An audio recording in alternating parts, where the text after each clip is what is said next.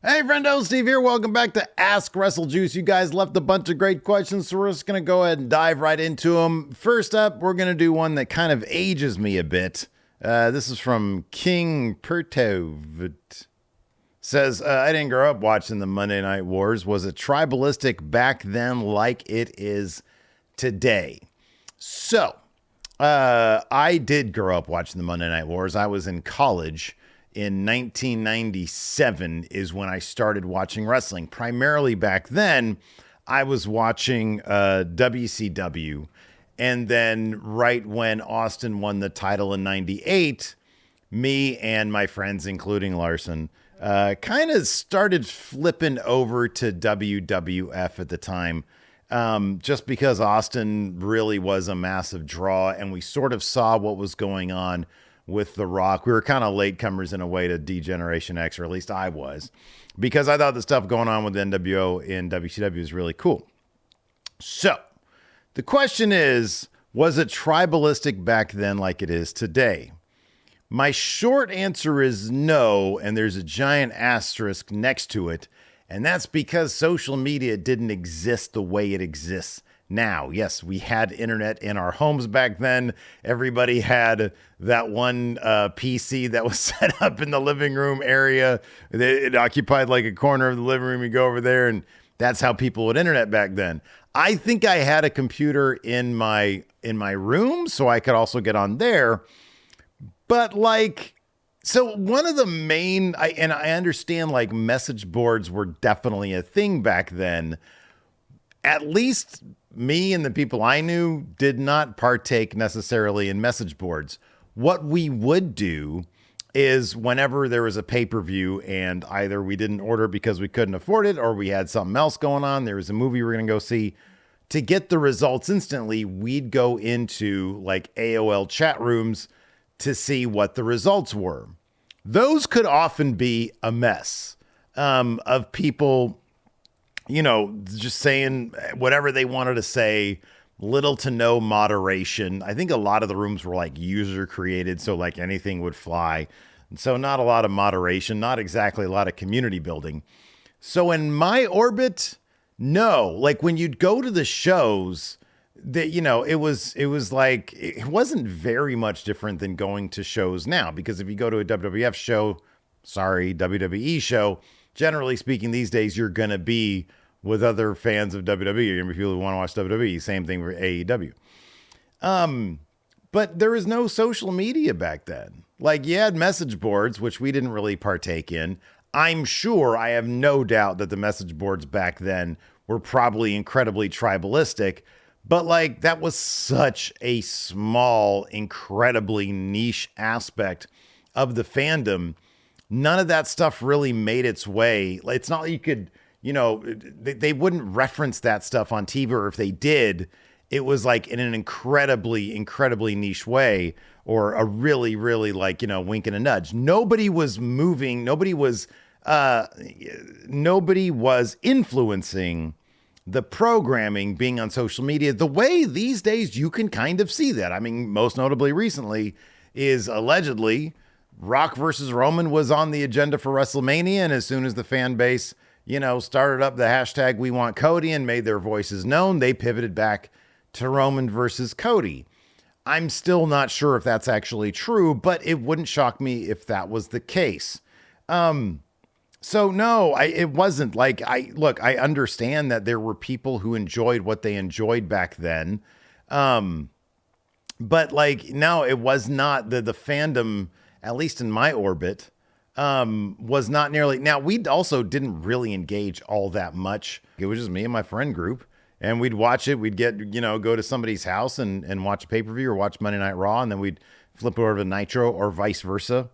But no, there was none of that. It wasn't in our everyday lives. It wasn't so overpowering, largely, I think, because we had our own friends group. Now, if I was by myself, a lonely wrestling fan, and I got on message boards, maybe my experience would have been different. But no, back during the Monday Night Wars, it would have been, by the way, if social media was a thing, if it was as accessible back then as it is now, if it was so permeated in the culture, It would have been on overdrive, the tribalistic atmosphere, given that there was such competition between the two of them. Can you imagine how much more supercharged the tribalistic aspect of fan base, of fandom would be these days if AEW was actually a ratings competitor for WWE? If they were trading back and forth every week, their ratings victories, it would be so much worse now than it actually is. That's my personal opinion on it. But yeah, no, it was a lot of fun. It was a lot of fun back then. There wasn't nearly the amount of vitriol, at least from my perspective. Blake Whitehouse asks, if Jason Jordan never got injured, what do you think his championships and accomplishments section on Wikipedia would have listed? You know, I honestly think that they were on the way towards figuring out his character, and I think they would have gotten there. Obviously, the guy had the look, the physical ability. I personally think that he had the charisma waiting to come out. If you look at The Rock before he was The Rock, when he was just Rocky Maivia, you couldn't really see it. At least I couldn't. I just see him as a boring dude. Same thing with the ringmaster Steve Austin. I couldn't see it. Once he flipped that switch and became Stone Cold, once the Rocky flipped that switch and became The Rock, you could absolutely see it. I feel like Jason Jordan would have taken that same path. I think the guy had a lot of buried charisma, which is where you can sort of see it, but it's not out yet. I think he had that. And I think, you know, would he have been, you know, the championship level is sort of rare air. So I don't know that he would have been world champion by now, but I can't discount the possibility. Certainly, I think at this point, he probably would have ended up being a U.S. champion or a continental champion. I think that's a distinct possibility. Zack Spark says, with New Japan's main event scene stripped of everyone but Naito and Sonata, is there anyone you could think they could sign to repair the scene? It feels like New Japan, and I don't follow it all that closely, but it feels like New Japan is in a bit of a rebuilding mode right now. So they're going to have to make that leap at some point where they just stick somebody brand new into the main event scene, whether it's a David Finlay or, one of the other dudes there, like a Gabriel Kidd, Suji, one of them new dudes. They might want to just sort of stick up there. I mean, Finlay, there's some obvious parallels between him and Jay White. Finlay's been around for a while now, though. So I feel like they probably want to take somebody they have and just elevate them and run with it. Otherwise, in terms of signing people, I mean, I know Josh Alexander has another year left in New Japan. I'm sorry, in TNA, but I think he'd be a killer fit for a main event level guy in New Japan. But, so many of the names that could be possibilities have already been signed. So I don't know really who's out there that could boost up that scene. I don't really see Drew McIntyre actually leaving WWE. I think if Drew McIntyre doesn't stick around WWE, he's just going to take a long break and hang out with family and then come back in a year to WWE. I don't even see him going to AEW. So I don't know that right now there are people out there that can immediately be main eventers unless they want to try to roll with the Nick Nemeth as a main eventer, but I don't really see that either. I think they got to, I don't think it's a signee. I think they got to look within and just do that thing where they elevate. They did the same thing with Okada. They put him up there before a lot of people said he was ready, and then look what he blossomed into. JMC says, how do you think Paul Heyman will handle the Brock Lesnar situation during his induction speech? So, according to the Wrestling Observer, there are elements within WWE that want Brock Lesnar to come back to WWE programming. I'm not a fan of that, and that's not even taking into consideration the stuff that came out in the lawsuit that looks like he's a bit of a scumbag. He bores me. I didn't care for his program with Cody. I thought it was kind of cheesy, and it seems like everything is sort of done the way Brock wants to do it, which is not a collaborative sort of, creative relationship. As far as I'm concerned, he can go away. The element within WWE that probably wants to bring him back is probably Paul Heyman, to be honest with you. I think Paul Heyman is going to get up there. I think he's going to refer to Brock Lesnar by name. He might even advocate for Brock Lesnar openly and publicly during his Hall of Fame speech. I think Paul Heyman likes to be the guy who says things that other people aren't going to say. Whether or not he'll be warned on that, or that's something that they won't want him to do. I don't know. But I think Paul Heyman is probably really loyal to Brock Lesnar and will do everything he can to get Brock Lesnar back into the fold. That's my guess. It seems like they've got that kind of relationship. So yeah, I think he's probably going to be open and out about Brock Lesnar and the affection he has for him. I mean, their careers are so intertwined that it's difficult to think that Paul Heyman would shy away from Brock Lesnar at all. So I think we're going to get some Brock Lesnar stuff at the Hall of Fame. Strange Will says, if you could design any belt for any, or design a belt for any promotion at any point in history, which promotion / era would you pick, and what would the championship look like? Man, this is a good one.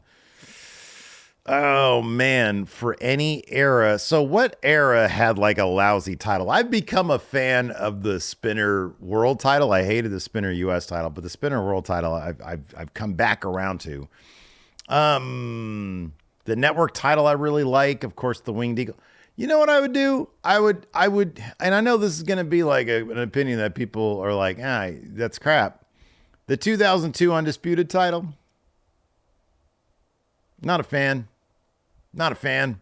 I think it's kind of generic, to be honest with you. I think it looks like any other belt off the street. I just don't think it looks all that special. I know there was an effort seemingly to make it look a little bit more traditional. I don't like it. I don't think anything stands out about it. I'd go back and I'd redesign that one. And I would, I don't know, just make another Winged Eagle, but make the eagle even bigger. That's what I would have done with that one. A giant eagle. That's what I would have done. 5 Olding, or Solding 7, I don't know what this name is, says, what do you think the payoff / end game was for Bray and Uncle Howdy, if not for his untimely passing? I don't know. I don't know that there was one. I really don't. I do not think that. I think that they just sort of set it up and went with it, and they were going to see where it was going to take them. I kind of feel like that was a lot of Bray's stuff, unfortunately. I feel like Bray probably would have preferred some long-term booking. I think with Triple H fully at the helm, it might have been a little bit different, but man, I hope somebody knows, and some, like Rob Fee, apparently, he's the head of character development now in WWE, and he was working closely with Bray Wyatt. I hope at some point he says, this is what the plan was. This is what we were going to do, and it would have been really cool. That'd be nice to understand. It'd be nice to hear about that. Richard Ives says, what if Vince Russo never joined the wrestling business? What a great question, and I feel like this is one of those.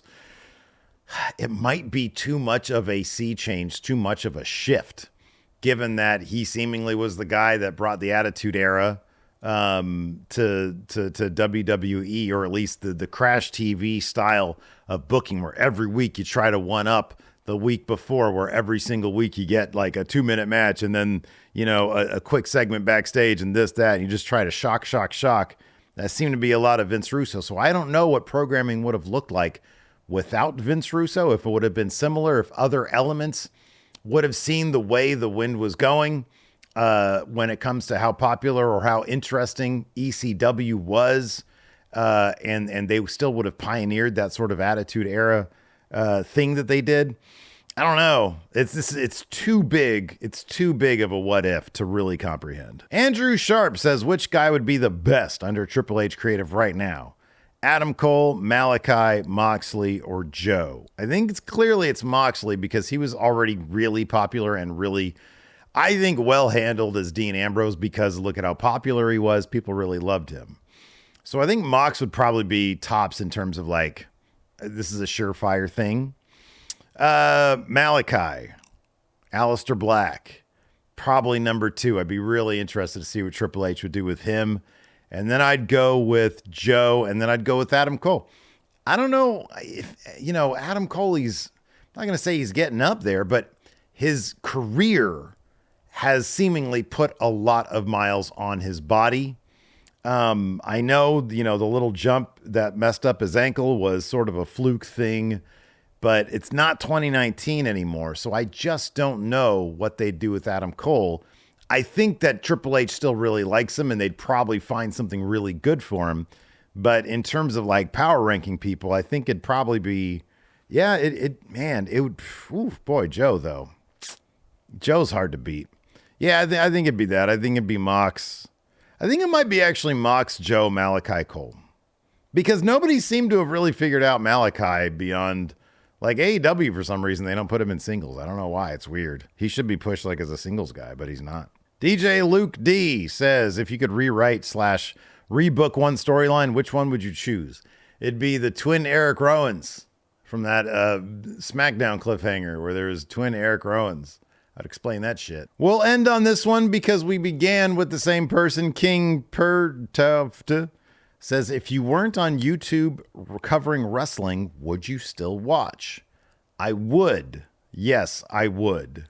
If, like, I don't know, a movie studio came and said, hey, drop what you're doing. You remember that comic book that you made back in 2004, which I think you guys can still get on mfshophere. Oh, wait, hold on. mfshophere.com.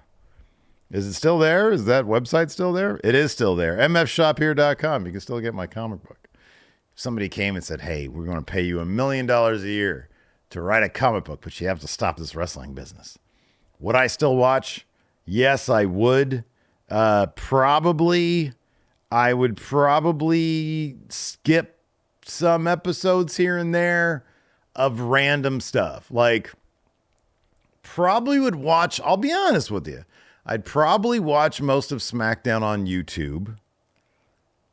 Mondays, I'm not really doing a whole lot, so I'd probably watch Raw live on Mondays because I like what's going on there.